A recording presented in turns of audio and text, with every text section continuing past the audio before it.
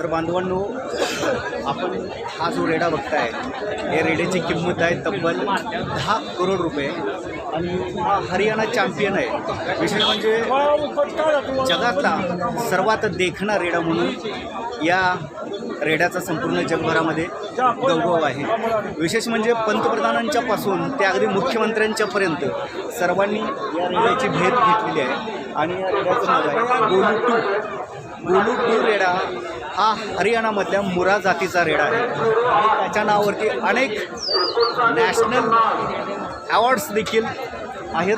त्याशिवाय अनेक म्हैशी तसेच रेड्यांचा देखील गोलू 2 हा बाप आहे।